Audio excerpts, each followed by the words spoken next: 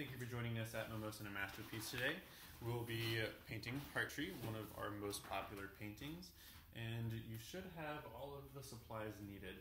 You'll have red, orange, yellow, blue, black, and white acrylic paints, a pack of 4 brushes, your canvas, your cup for water, and an apron. If you're kind of a mess like me and you need to put down a tarp just to keep your table a little bit cleaner, feel free and do so. We're going to go ahead and hop right in, and we're going to be using our large inch brush first. I'm going to go ahead and dip that in the water just so I can keep my paints pretty damp, and I'm going to start to pull out some of this red paint. I'm going to get a good even coverage, and I'll just start up in the top, working my way around the top and the sides as well.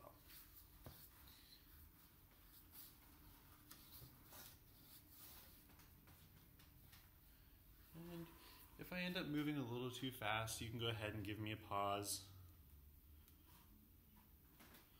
I won't be offended. And I'm going to keep painting, getting all of that canvas texture covered, working my way about 2.5, 3 inches down.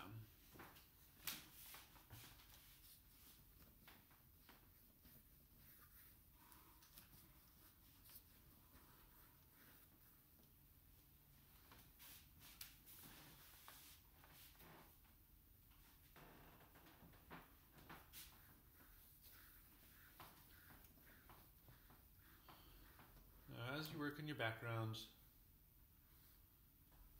use any kind of brush stroke you would like. It doesn't have to be perfectly smooth or even. Just remember, we will be painting a tree over the top of this, so you don't have to fall in love. But we do want you to like it. Now, I'm going to give my brush, I'm just going to dip it in the water to keep it wet, but I'm not going to clean it off, and I'm going to slowly pull some of the orange paint off to the side, and I'm going to overlap that red. Again, working my way across on the paddle side of my brush, slowly until I get a good coverage, and then I'm going to brush in an upward motion, and I'll start to smooth out that line, getting a nice gradient. Again, I'm going to come down below it and do the same thing one more time. You can see I need to get a little bit more water in that. Really fill in that canvas texture.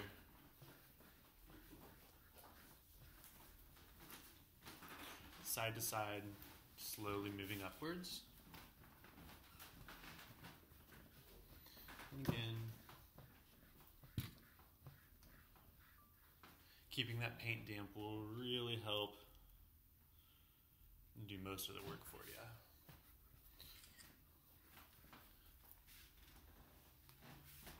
Slowly work down, and as I start to move through most of that orange paint, I'm going to slowly fade into the yellow, and again making sure I do a gradient on the sides of my canvas as well. That'll just make it look more professional at the end, really be something that you can be proud of. People will think that you bought it. And now just a tiny bit of that yellow right up here, and again side to side, slowly moving upwards.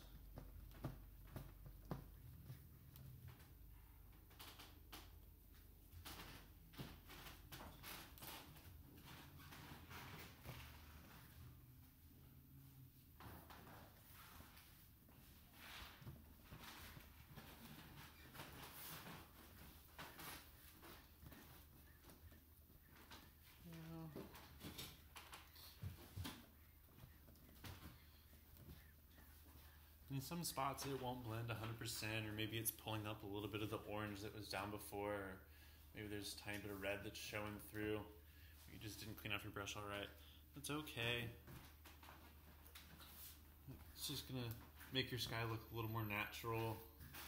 Maybe there's some wispy clouds that are picking up some of that sun in the background. come down just below halfway.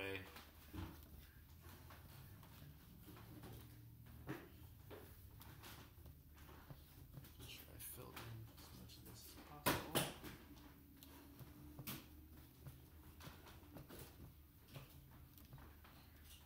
Side to side.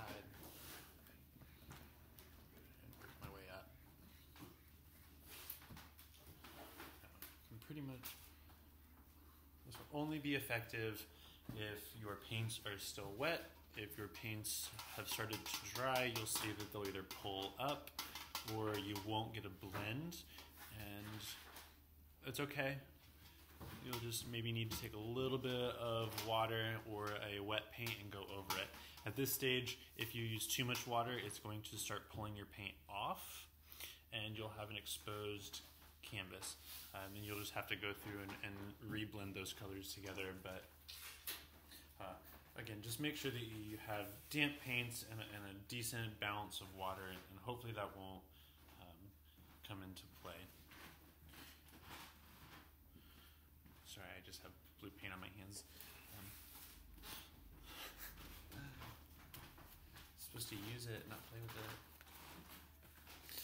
Now, I am going to take a clean inch brush and pull a tiny bit of white onto it, not a lot. I just want to cover up this line, and so I'm gonna smooth that out with a little bit of white paint and just dissolve that line into the canvas. It doesn't have to be a big movement. We just want it to be enough where it fades and you don't have a harsh yellow line. This is gonna make painting our horizon vastly easier. And what we're gonna wanna do is take that inch brush, give it a good scrub on the bottom of your cup, and we're just gonna set it aside. Well, we'll come back to it in a moment, but we want it to be as dry as possible, and so we're just gonna let time work for us. I'm gonna switch to my angle brush, second largest brush that you have. It's cut at an angle, and I'm going to get it wet, and I'm gonna move into my white paint. I'm getting a good coat on both sides of my brush, and I'm gonna pick somewhere around this horizon line, and I'm going to paint as close to a circle as possible, mostly just by using my knuckles and rolling that brush into my hand. And I'm gonna pull it off to the side just a little bit, since I know that I'm gonna have a tree here. Again, just twisting it, and I'll smooth that out.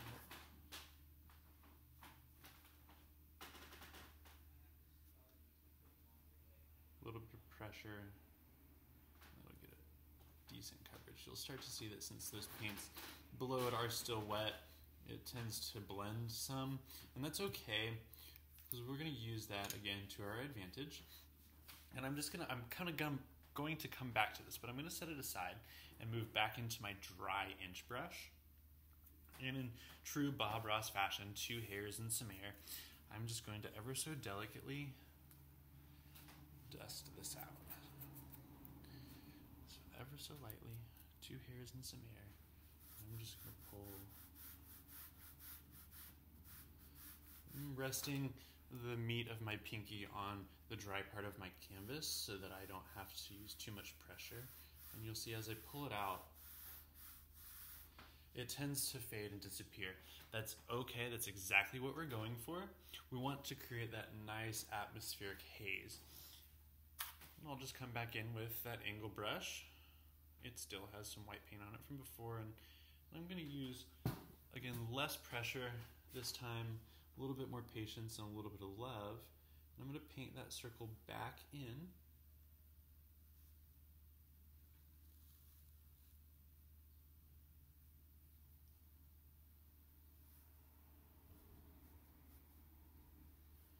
I have a little bit of buildup around the rim of my sun.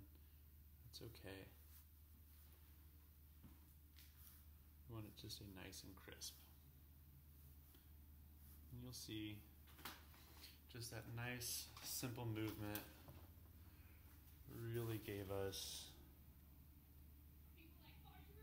some atmosphere.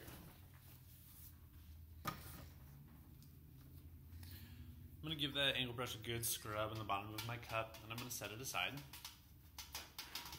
We'll come back to it when we start to paint in some things in our foreground, but for the most part, we're just going to use this large inch brush to get us as much coverage as we can. That way we're not trying to use one of these tiny brushes to paint half of our canvas. Now with a clean inch brush, I'm going to dip it into the water to keep it damp, and I'm going to pull some white off to the side of my palette. I want some pretty decent coverage of my brush, and I'm going to slowly start to make a light blue, but again, I want to work light to dark, and more white, push and pull so you have a nice crisp edge. And I'm just going to make 2 tick marks slightly above that first white line that I had painted, just to smooth out. I want to make sure I have a very crisp horizon. So again, a little bit of patience and a little bit of love. And using that razor blade edge, I'm just slowly coming across, painting a line, making sure I cover all of that canvas texture, overlapping that yellow-white paint mixture a little bit. And then once I get it all the way across, I'll switch it to the paddle and just smooth it out. I want this line to be as straight as possible, and so if you're having a little bit of trouble doing so, just step back and kind of measure it out and see about how far one side is down from the other. But I think I'm just going to go ahead and roll with this one. I'm going to slowly add a little bit more blue to that white paint. And just as I did up here, I'm going to create a gradient but in the opposite, where I'm going to go light to dark. Keeping a wet paint, we'll just slowly work our way across. Again, adding a tiny bit more blue as we go. And I want to fill in all of this canvas texture. I don't want anything poking through. And I like to keep that brush very horizontal brush strokes.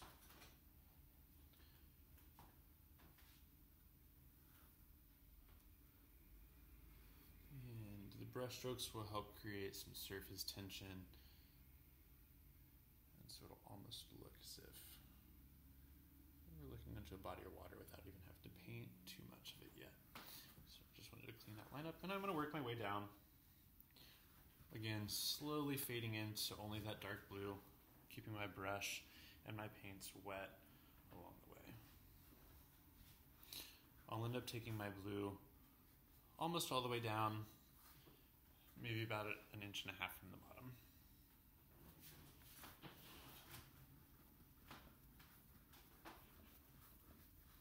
Again, we're painting the sides as well.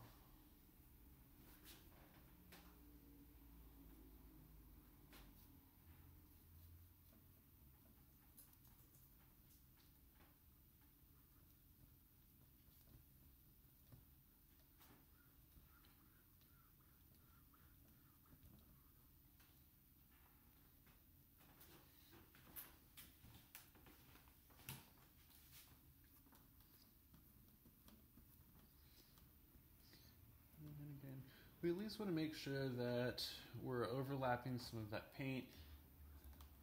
Again, just like we did up here, so that we get that nice smooth gradient, and we don't have lines running across this.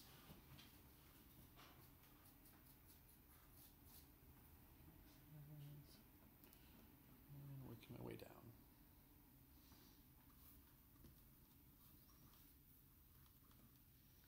And again, if I'm working too fast, just give me a pause. I promise I won't be offended.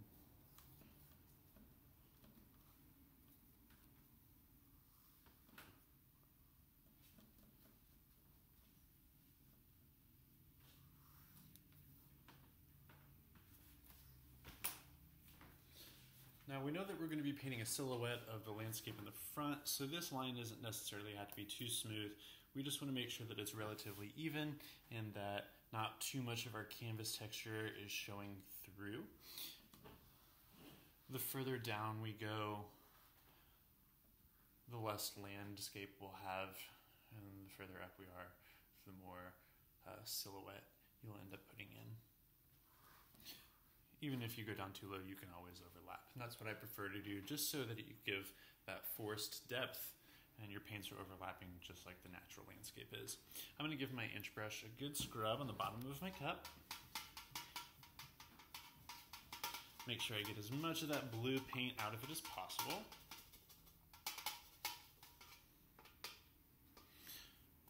And I'm going to dry it out. It's still pretty damp, cool to the touch, but it's not dripping water. And I want to get a nice razor blade edge on my brush. And so what I'm going to do into the paint, push and pull, push and pull. So you just push, pull, you'll flip your brush, and then you'll push and pull it again. Quite a bit of pressure, and that'll give you that nice, crisp razor blade edge, right? I'm gonna find where my sun is, and I'm gonna come down and I'm just gonna put a tick mark. I'm barely bending the bristles, and I'm using just the tips of them to create that really sharp edge. And then I'm just gonna slowly tap, tap, tap, tap, tap, working in a very tight zigzag manner. Again, barely bending the bristles. I have quite a bit of paint on my brush, but I'm hardly using any of it, and so you can always come back, scrape it off, push and pull, and it'll reapply to that nice crisp razor blade edge. And we're gonna slowly create the ripples in the water, the reflection of the sun, and then I'll start to drag it. And as I work down, I'm gonna spread them out, keeping them tight and on a very horizontal plane. A lot of the times when I see this, people kind of zigzag them, or maybe they make them too thick, or they're just kind of coming down in a slash. Make sure that you keep them as parallel with the edges of your canvas as possible. It'll just make it look more natural when you get down to painting some of the others. And then again, just every now and then, zigzag them out. They'll get larger as they come closer to you.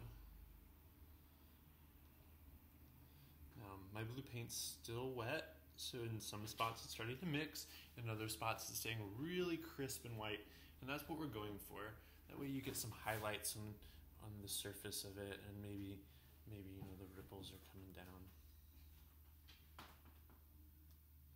And once you find you're falling in love with your water,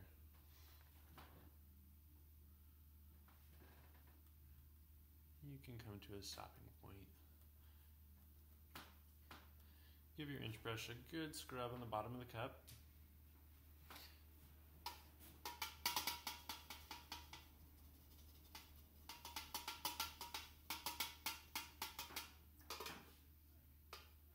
And dry it off. We don't want any extra white in our paintbrush at the moment because we will be moving into the black. And we want this silhouette to stay as stark and contrasting as possible.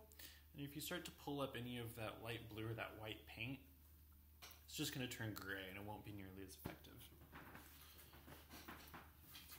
Just going to smooth it out real fast so it didn't look like it was too harsh. You can see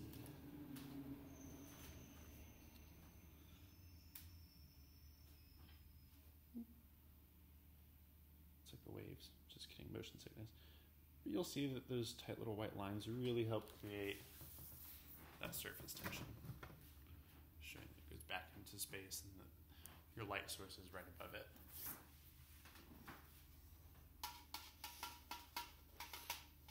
Now again, a clean wet brush, sticking with the inch brush again just because of the coverage, but I promise we'll move into a smaller brush soon. And I'm just going to take black paint by itself and start to create my landscape. If you need to lay this down or to get into underneath some of your bamboo stretcher or your bamboo easels, you can. We just want to go ahead and cover,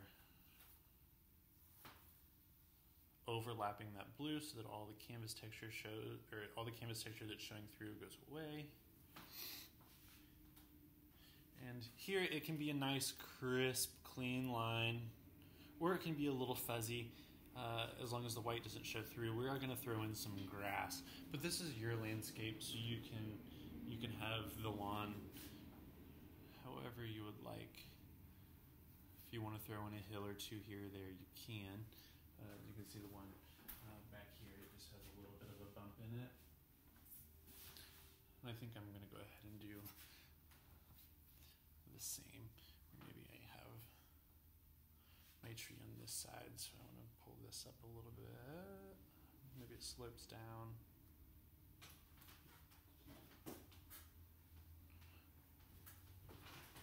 And maybe it comes up quite a bit over here.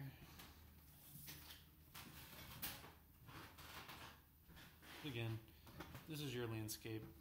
You can have however many hills or few hills as you would want, or it could just be a perfect bar across the bottom. I'm going to use that same brush, and a similar technique to this. I'm going to start to paint in some grass. Again, push, pull, a nice crisp razor blade edge. And if you don't feel comfortable using that one, feel free to use your tiny little round brush, just like you would a pencil. You'll swish and flick, and that will create some texture as well. I'm just going to come through, and here and there, I'm just going to start to throw in little brush strokes. I want my grass to look slightly unkempt, a little bit more natural, so I'm going in different directions. I'm not making everything completely uniform and mowed across the bottom. I want to actually throw in a couple here and there.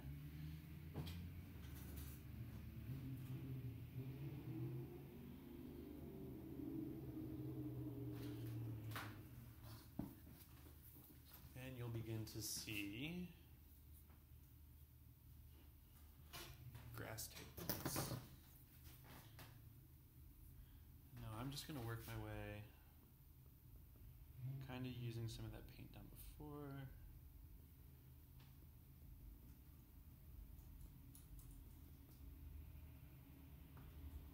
And now I don't want to use too much black paint down here, because I still need some for my tree and my leaves. But I just want some coverage, and I can tell that it's starting to get a little tacky, which means that my paint's beginning to dry and I should stop messing with it. If you start to get that feeling where your brush almost feels as if it's sticking to your canvas, again, that just means that your paint's beginning to dry and you're verging on overworking it. Now if you overwork it, it's just going to start to pull up and reveal the canvas or the blue paint below. You'll just have to come back in with some more black paint. And again, we don't want to use too much water on these next steps, or else that'll cause some runnage and it'll begin to erase all of the beautiful work that we just put into our background.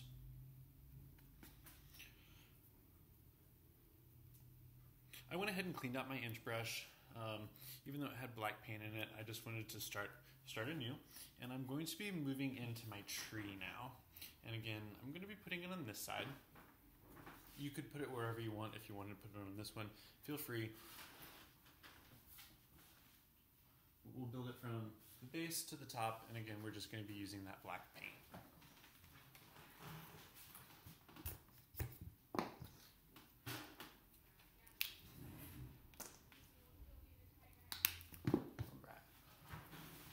I'm going to start with my brush on the paddle, right, not the razor blade. I want to make sure that I have a nice thick base for this tree trunk, and I'm just going to find out roughly where I want it to be and slowly pulling up, maybe giving it a couple of wiggles here and there, just so that it's not a perfectly straight tree.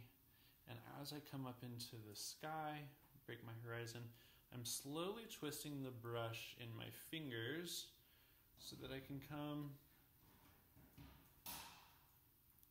to a point, right? One more time, just to thicken it up. Start on the paddle. As I work my way up, I twist the brush in my fingers, and that'll slowly begin to taper out this tree trunk. And again, if I need to come back and sharpen up those edges, I can.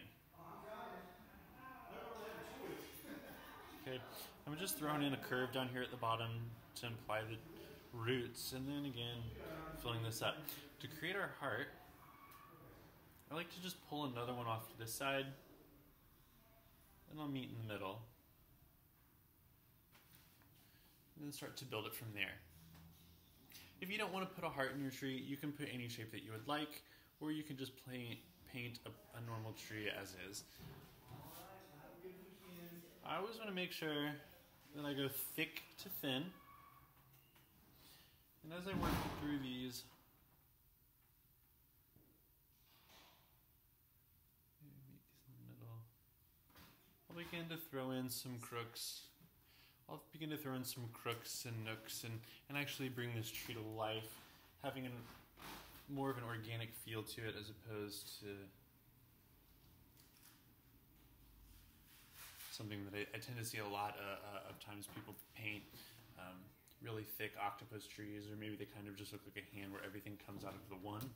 We want to make this look more natural, and so wherever I find that it's a little bit thicker, I'm just going to bring that off to the side and kind of wiggle it. And I'm still using the large inch brush because I can work on the razor blade edge of it and get a nice thin line. Once I've thrown in too many and I find that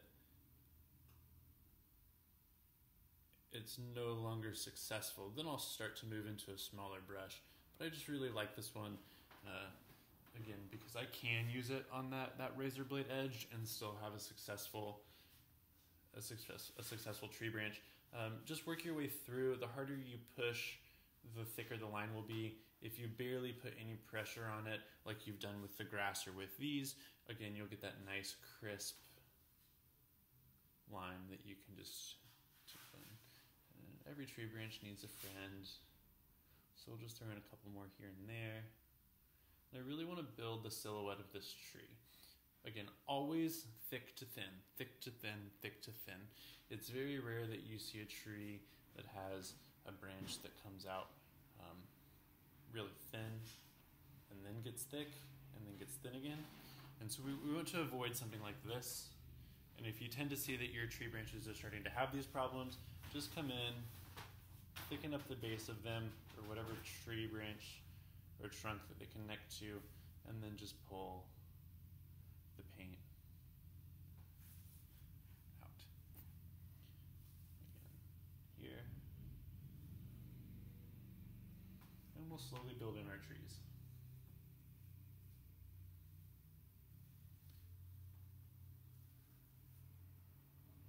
Giving it a nice full silhouette. And they can overlap, they can come in different directions. Maybe they just, but we always want to make sure that they go somewhere. They have purpose and meaning. You don't want to just have dead end. Give it some love. This is your tree. Have fun with it. Just throwing in some twiggies. We will know that since this heart tree does have a swing hanging from it, we want to make sure that we have at least one load-bearing branch. And so I'm for certain going to have to take this and maybe just thicken this whole branch up. And that way I can put a swing on it and, feel safe. Maybe, comes way out.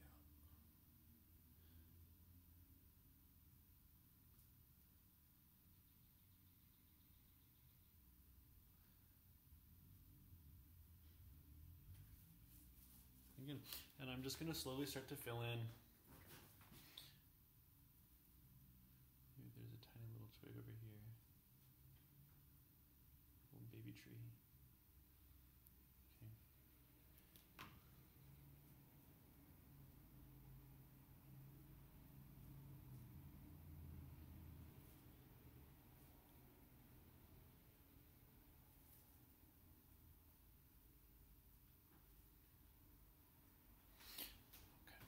Once I start to get the tree in a shape that I actually really enjoy, I always throw in a couple extra twigs just in case.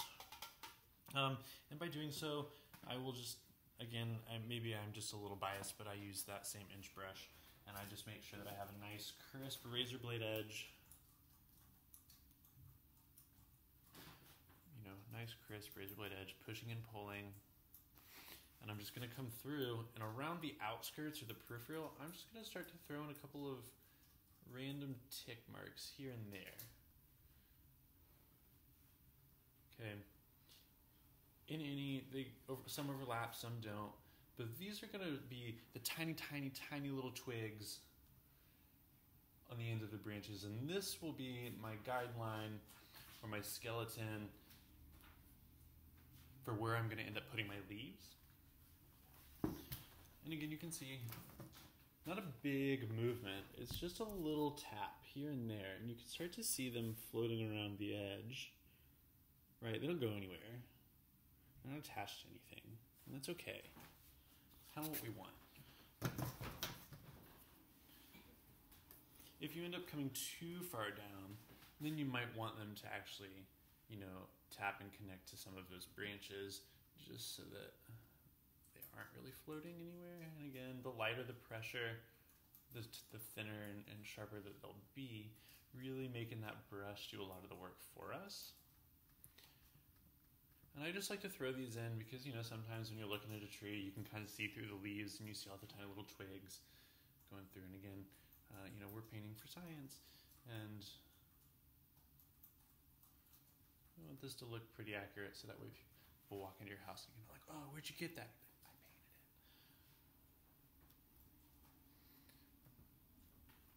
it. All right, then I'm going to take that brush, I'm going to give a good scrub on the bottom of my cup, and I'm going to dry it out. I want this to be as dry as possible, just like when we were working on our sun. Except this time, I'll probably just go ahead and apologize to it. We are going to take that brush, and on the palm of our hand or on the table or a towel, we're just going to tap it. We want to be a little aggressive with it just so we can really get a nice full textured bristle.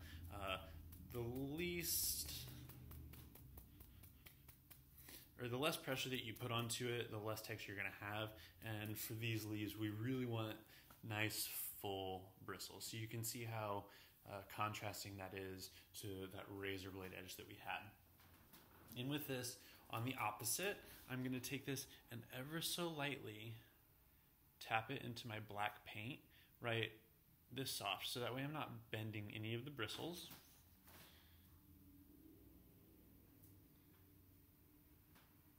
Ever so delicately, and you'll see that it's just right on the very tips of those bristles, and with a little bit of love and a little bit of hardly any pressure, I'm just going to tap and start to fill in around all of those tick marks, right?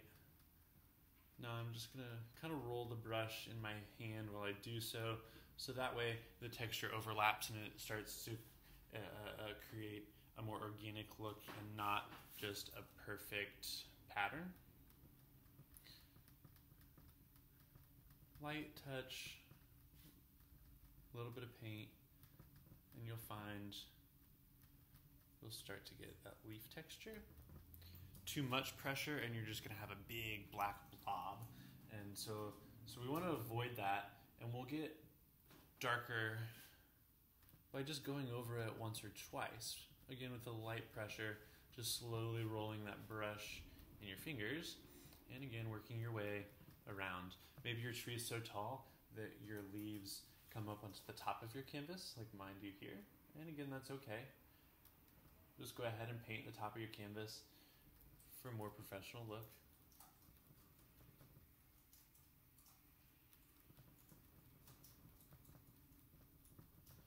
And finding any spot where you think maybe you need some leaves.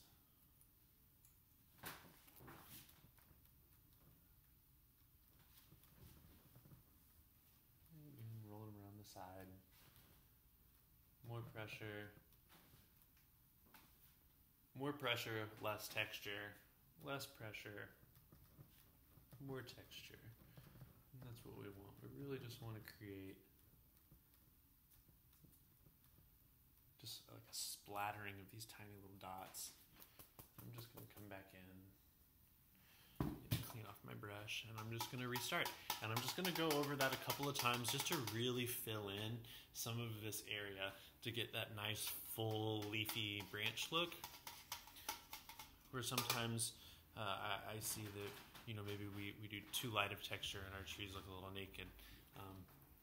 And also, you want to keep it to the outskirts of your tree branches. They're growing on the twigs. They're not necessarily growing down the branch, right? So you can see this silhouette would be different as to just painting the leaves down them. And again, another reason why we want to stick with that halo of tiny little dashes and twigs. And I'm just back over here, really spreading those bristles out. And I'm going to come back in and just throw in a little bit more paint. Really fill in some of this area. And again, approaching it from different orientations, and that way I don't have a pattern and it looks a little bit more natural. When you're moving into the paint, very light touch, hardly any pressure. And that will make a successful leaf. Once you kind of get it how you've fallen in love with your heart tree, we'll go ahead and we'll call it quits. And we're going to take that brush, we'll ditch it into the water cup, giving it a good scrub on the bottom to get out any of that extra black paint. You'll dry it off and you'll set it aside. We won't need it anymore for this painting, but you will eventually want to give it a little rinse out with some hand soap or maybe some dish soap just to take care of your brushes and keep them happy and healthy so they're ready to go the next time you want to paint. And we're going to move into our 1/4 inch brush, the second smallest brush that you have, cut it a rectangle. And I'm just going to get it wet and coat it in black paint. Giving it a good crisp paddle. And I want to find my load-bearing branch, and we're going to go ahead and paint in a swing. And so I like to make sure that I just put 2 tiny tick marks where I want the rope to be, and then I'm going to come down. I'll probably stand in front of you just so I can really make sure that I'm head on with this, but I'm going to paint a rectangle that's parallel to the top and bottom of my canvas in between those 2 lines.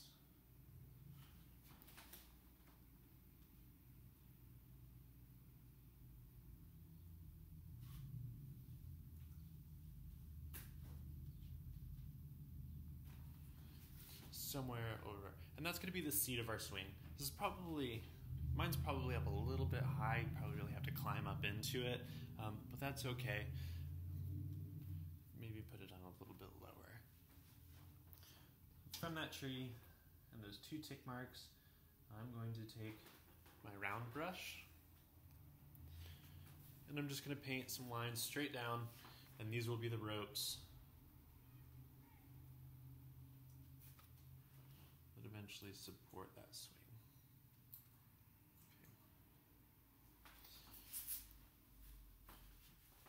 I like to come through and just here and there maybe paint tiny little angles just to really make it look as if it's a braided rope. Again, you don't have to do so. Just a small little brush stroke to give it some character. You don't want perfectly straight lines. And then I'll just come down and put a little dot at the bottom.